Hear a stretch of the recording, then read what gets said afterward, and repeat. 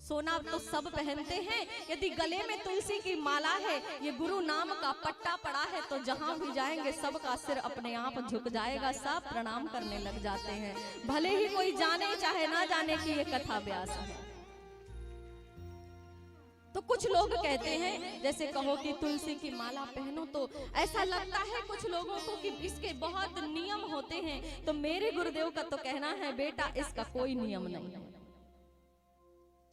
कोई नियम नहीं है। तुलसी को आप गले में धारण करो, और जितने भी आप जिस दिन इसको पहन लोगे, इसमें इतनी क्षमता है, इतनी ताकत है कि आपके अवगुणों को धीरे धीरे दूर करने लगेगी, और आप पूरा जीवन बिता दोगे कि महाराज नियम है, नियम है। तो नियम तो आप अपने बदल नहीं सकते, नहीं बदल सकते, तो इसका मतलब कभी तुलसी को हम ग्रहण नहीं कर पाएंगे, तो आपको नर्क में जाना होगा।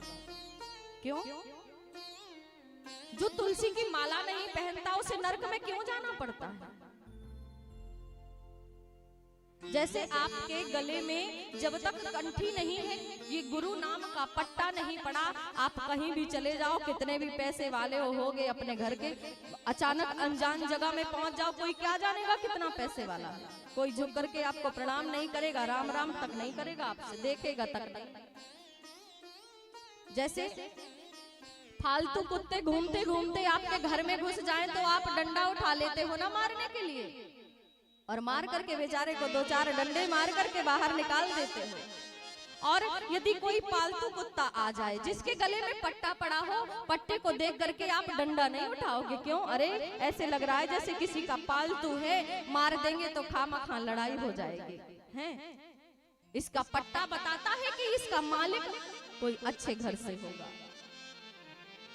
तो इस गुरु नाम के पट्टे को यदि हमने गले में धारण कर लिया, तो ऐसे हमें कोई गालियां नहीं बक सकता, हमारी प्रणाम नहीं करेगा, मन से एक बार उसे लगेगा जरूर कि किसी अच्छे गुरु का शिष्य है, ये वैष्णव है, भले ब्राह्मण है नहीं है, इससे कोई मतलब नहीं, लेकिन ये वैष्णव है, इसने अपने जीवन में गुरु को बनाया है, देखो ये भगवान का भक्त है, गले में तुलसी की माला पहने है।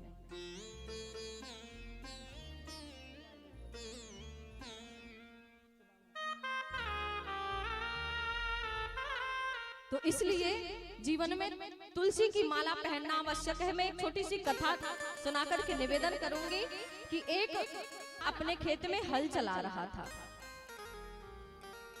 अचानक से उसके करीब यमराज आकर के खड़े हो जाते हैं, समय हो गया था उसका।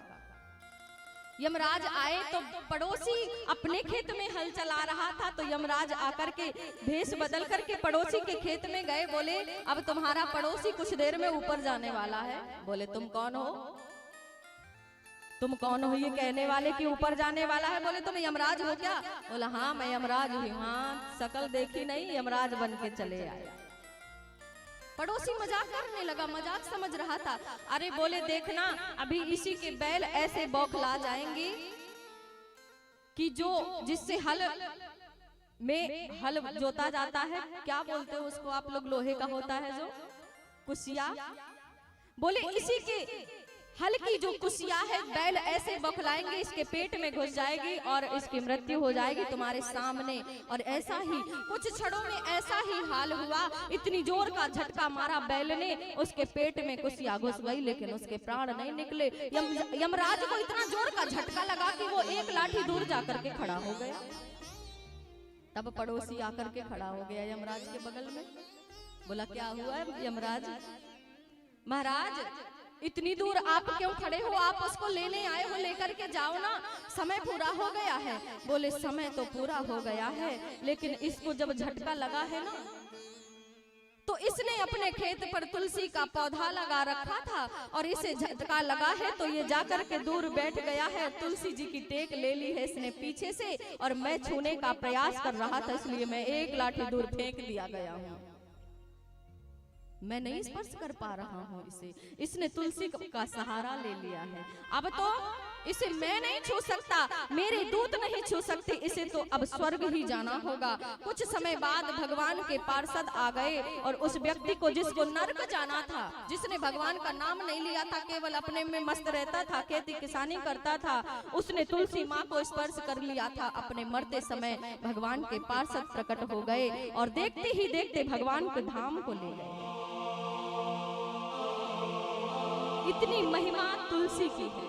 सोचो, यदि हमने गले में धारण नहीं की और पता नहीं, हम तो इंतजार कर रहे हैं कि भाई बड़े इसके नियम होते हैं, तो नियम तो आप तो करने से रहे, एक सुधार नहीं आ सकता हमारे जीवन में।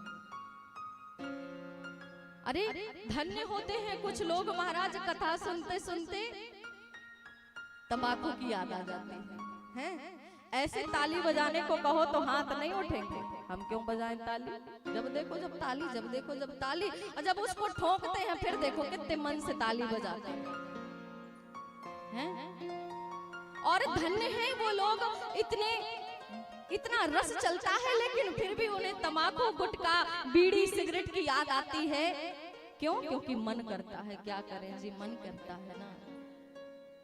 आप मन के इतने अधीन हो गए कि 6 फीट के आदमी को छोटे से मन ने इस पंडाल से उठने पर मजबूर कर दिया कि जाकर के पहले खा करके आओ फिर बैठो। हम इतने मन के अधीन हो गए हैं, तो आप अपने मन को तो नहीं बदल पाओगे, लेकिन गुरुदेव कहते हैं आप तुलसी की माला गले में धारण कर लो, भले ही एक दाना पहन लो, आपके जीवन में धीरे धीरे परिवर्तन और त्याग आने लग जाता है।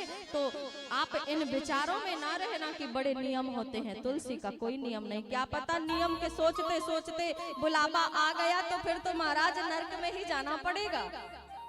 यदि चाहते हो कि नर्क में ना जाएं, तो भगवान की प्रियतमा है तुलसी, बिना तुलसी के भोग नहीं पाते हैं।